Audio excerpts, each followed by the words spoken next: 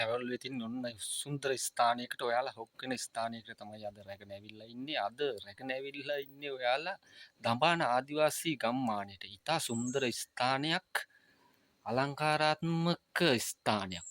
ඇත්තටම කියනවා නම් වව් ප්ලේස් එකක්. ඉතින් මේ අපි දඹාන ආදිවාසී ගම්මානයට ඇතුළත් වීමට පෙර අපි මේ ඉතිහාස කතාවක් දැනගෙන ඉන්න ඕනේ. අපි මොනවාද කරන්නේ? මොනවාද මේ අලගේ සාම්ප්‍රදායිකම ඉතිහාස කතා මොනවාද? අපේ මග පෙන්නන මාමා කෙනෙක් ඉන්නවා. ඉතින් අපි මේ මාමගෙන් විස්තරය අහලා බලමු කොහොමද මේ ඇත්තටම මේ ආදිවාසීන් කොහොමද පැවතගෙන ආවේ? ඉන් පසුව අපි ඔබලාට දඹානේ පෙන්වීමට තිබෙන සියලුම දේ ඔබලාට පෙන්නනවා. අපි ඉතිහාස කතාව අහලා වැඩේ පටන් ගමු. ආදිවාසී ගම්මානයට අපි ඇතුල් වුණාට පසුව ඉතින් අපි මේ දඹාන ආදිවාසී ගම්මානයේ තුල සිදුවන සිදුවීම් අපි ඇත්තටම දන්නේ නැහැ. ඉතින් ඉතිහාස කතා මොනවද? ඒවයි මොනවාද සිද්ධ වෙන්නේ? මෙයාලගේ සාම්ප්‍රදායික ක්‍රම මොනවද? ඉතින් මුලින් පැවතගෙන ආපු ආකාරය කොහොමද කියලා අපි මාම කෙනෙක් හම්බුණා. අපි එයාගෙන් සම්පූර්ණ විස්තරය ඉතින් අහලා බලමු. ඇත්තටම මාමේ කොහොමද මේ ඉතිහාස කතාව මේකේ මේ දඹානේ පොඩ්ඩක් මාමගෙන් අහලා බලමු. දැන් මේ ඉතිහාස කතාව නම් දැන්ට අවුරුදු 48000කටත් උඩ ඉඳලා එන ඉතිහාසයක්. මේ પરම්පරාව මේ විජය රජුගෙන් පැවතන කට්ටිය නෙවෙයි. දැන්ට අවුරුදු 48000කටත් උඩ ඉඳලා එන પરම්පරාවක්. ඉතින් මේකේ මුල් ආරම්භයේ මේ හිටියා પરම්පරාවේ සූතු වර්ගයේ තිසාමි 6 වෙනි නායකතුමා. දැන් ඉන්නේ එයාගේ පුතා සූතු වර්ගයේ වනිලැට්ටු. පුත මේක 1983 ගන්ධ 7ක් අයින් කළා. මේක ගත්තා මහඳුරා වනෝද්‍යාන. වනෝද්‍යානයක් ඇතුලේ ඉන්නේ පවුල් 10යි. තිසාමි ගෙනියන්න වනජීවිකෙන් පොලිසියෙන් හමුදාවෙන් මහවැලියෙන් ආවා. එයා කිව්වා මම මරලා දැම්ම මේ කැලෙන් යන්නේ නැහැ කිව්වා. ඒක වනෝද්‍යානය ඇතුලේ ඉන්නේ පවුල් 10යි. මේ කැලේ දඩයන් කරන්න හේන් කපන්න මොනවාක් බත් අහනවා. කැලේකින් ආවම 50000ක් දඩ ගහනවා. ඒකට තිසාමි මැරුණේ 98 මැයි මාසේ 29. වයස 110යි. එයාගේ පෙට්ටි හැදුවේ හික්ගස්වල පොතු වලින් එහෙම බම් කරයි බෙහෙත් 11 වලින්. පහක් තිබ්බා මරණේ ලස්ස 15කට වැඩිම ආවා සෙනඟ බලන්න. ඒකට දැන් මේ ගමට කියන්නේ කොටබගින ආදිවාසී මූලස්ථානයේ ගම. 84 අර පාලම ළඟ වනජීවී කැම්ප් එකක් දාලා බැරියල් එකක් දාලා තිසාමි බලන්න කාටවත් එන්න දුන්නේ නැහැ. තිසාමිත් 84 ආණ්ඩුවට විරුද්ධව නඩුවක් දැම්මා. 87 නඩුවෙන් දිනු. ආදිවාසී ඔක්කොම එකතු වෙලා කැම්ප් එකක් කරලා බැරියල් එකක් කරලා වනෝද්‍යානය ඇතුලේ ඉන්නේ පවුල් 10යි. ඒකට දඹාන වතියාය ගුරු කුඹර ඉන්දහංගලය ආය වැවේ ආය කියලා ගම් පහක් තියෙනවා. පවුල් 465ක් ඉන්නවා. සෙනග ඉන්නවා 5000ක්. ඔව්. ලංකාවේ ආදිවාසී ඉන්නවා දිස්ත්‍රික්ක 6ක. බදුල්ල දිස්ත්‍රික්කයේ, අම්පාර දිස්ත්‍රික්කයේ, මොණරාගල් දිස්ත්‍රික්කයේ, මඩකලපු දිස්ත්‍රික්කයේ, පොළොන්නරුව දිස්ත්‍රික්කයේ, තිරිකුණාමල් දිස්ත්‍රික්කයේ. ගම් 62ක් තියෙනවා. ලස්ස 5කට වැඩි ඉන්නවා ආදිවාසී ලංකාවේ. ඒකට 83ට කලින් හිටියා ගස් බෙනවල, ගල් බෙනවල කැලෙම තමයි ජීවත් වුනේ. බඩිරුන් තලප, ගුරහන් තලප, දඩමස්, මීපැණි, කටුවල, ගොනල, හිරතල කැලේ තියෙන ගඩාගෙඩි ඕවා තමයි ඒ කාලේ කෑවේ. ඒකට බුලත් ඉත කෑවේ අපි පොඩි කාලේ මේ වගේ බුලප්පුවක් ලාමු තෙල් පොල් තෙල් ඒවා තිබෙත් නැහැ. සත්තුන්ගේ තෙල් තමයි කෑවේ. ගෝනන්ගේ, මුවන්ගේ, ඌරන්ගේ තෙල් මුට්ටි වලට දාලා මේ වගේ මුට්ටි වලට දාලා උණු කරලා තියාගෙන ඉන්න මස් කෑලිත් එක කපලා දාලා ඒවා තමයි ඒ කාලේ කෑවේ. ඒකට දැන් ඒවා ඔක්කොම අහිමි වෙලා තියෙන්නේ.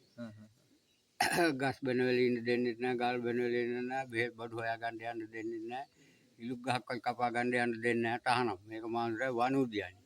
මාඳුරා වනෝද්‍යානයේ තියෙන හෙක්ටියාර 58000ක්. પરම්පරාවේ හිටියා දවුටා, බුරඳා, මිලලා, කයිරා, කදිරා, කළුඅප්පු, වලස්සප්පු, අල්කොලප්පු ඒ වගේ හිටපු ආදිවාසී සම්පූර්ණව හිටියේ. ඒගොල්ල හරමක් ඇන්දෙත් නැහැ. අඹුඩේ ගහගෙන තමයි හිටියේ. කැලෙම තමයි ජීවත් වුනේ. ඒ කට්ටිය ඔක්කොම මැරුණා. ඒ પરම්පරාවේ මිනිස්සු. මේක ඉතින් පොඩ්ඩක් 83න් පස්සේ පොඩ්ඩක් වෙනස් වෙලා තියෙනවා. දැන් මේ මහවැලි ව්‍යාපාරය ආපු නිසා. ඊට පස්සේ දැන් මෙතන තියෙනවා ආදිවාසී මූලස්ථානයේ වාහන පාර්කයක්. වාහන පාර්කයකට ආපුවම කෞතුකාගාරය බලන්න තියෙනවා. කෞතුකාගාරය බලාගෙන නායකතුමා බලන්න තියෙනවා. ඒකට අපේ પરම්පරාවේ සිරිපිරිත් හිටපු පරම්පරාවේ සිරිත් පිරිත් තියෙන ඇදහිලි ඒවා ඒ විදිහටම තාමත් තියෙනවා. මේ යන්තර මන්තර ගුරුකන් තොවිල් ඇත්මේ නායකතුමා ඔන්න ඔය විදිහට තමයි ඒ අපේ මාමගෙන් විස්තර ටික අපි දැනගත්තේ. ඉතින් ඒ අද දවස තුල දඹාන තුල මඟ පෙන්වන්නෙකුට ඒ මාම විතරයි සිටින්නේ. ඉතින් ඒ මාමගෙන් අපි උපරිම උත්සාහයක් දරලා උපරිම වශයෙන් දැනගත්තා. ඉතින් අපිට මින් ඉදිරියට තියෙන්නේ දඹානේ ඉතුරු සියලු දේ නැරඹීමටයි. එහෙනම් උදේ විත් ට්‍රැවල් සමගින් අපි සුන්දරත්වය නරඹමු.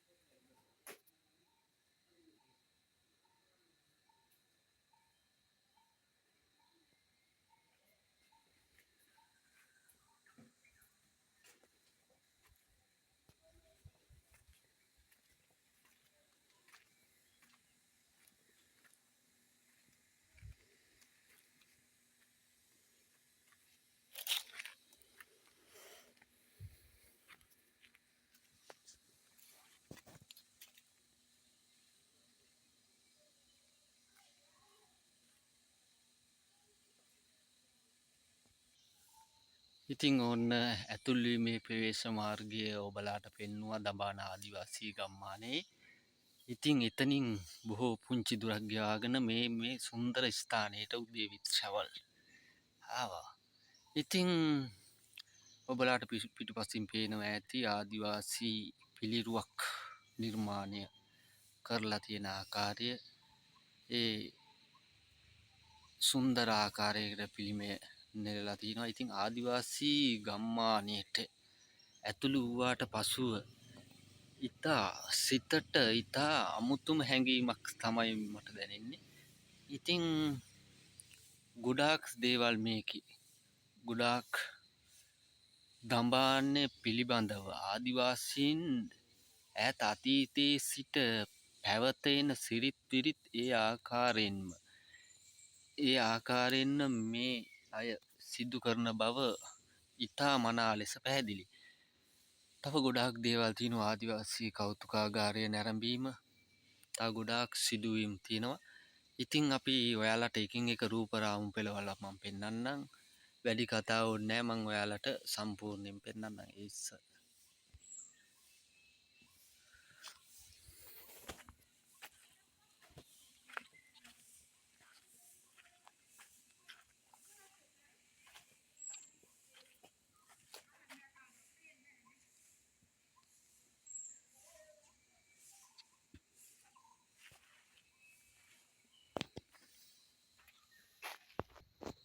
ඉතින් ඕන්න ආවා තවත් සුන්දර ස්ථානයකට. ආදිවාසී ගම්මානය තුල පිහිටි පොඩි සුන්දර සොබාදහම ගස්වැල් වලින් පිරිච්ච සුන්දර ස්ථානයක්. ඉතින් හරිම නිස්කලංකතාවයක් තමයි දැනෙන්නේ. මේ දවස්වල පොඩ්ඩක් මේ ආදිවාසී ගම්මානයට රටේ තෙල් අර්බුදය නිසා පොඩි ප්‍රශ්නයක් නිසා කට්ටිය ඒම පොඩ්ඩක් අඩු වෙලා තියෙන්නේ. ඉතින් හරිම ආදිවාසී ගම්මානය ඇතුළට ආවා. දැන් සුපිරි ස්ථානයකට යන්න කියලා හැදුවේ. මේ තියෙනවා සුපිරි ලොකේෂන් එකක්. අපිට උඩට තමයි යන්න තියෙන්නේ. ඉතින් උඩට ගිහිල්ලා බලමු. අපි ගොඩක් උඩට නගින්න තියෙනවා. අපිට මේ අත්වැට අල්ලගෙන ඉනිමක දිගේ.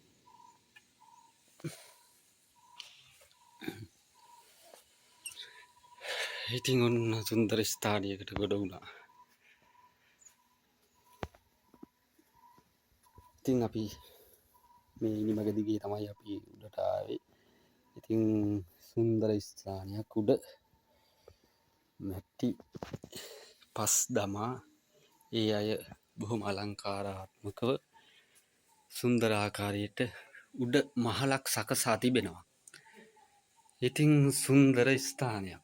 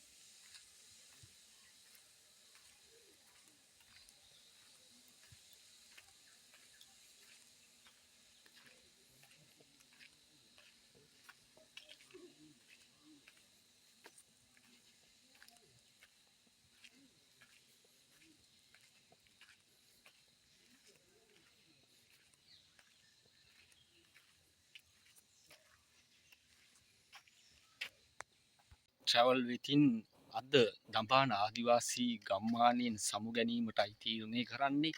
ඉතින් ඔබලාට සුන්දර ස්ථාන රාශියක් දැක බලා ගන්නට පුළුවන් වුණා. ඔවුන්ගේ අනන්‍යතාවය තහවුරු කරන ඉතිහාස කතා, ඔවුන්ගේ ඇඳුම් පැළඳුම්, ඔවුන් ජීවත් වෙන නිවාස සියලුම දේ ඔබලාට රැගෙන ආවා කියලා බලාපොරොත්තු වෙනවා.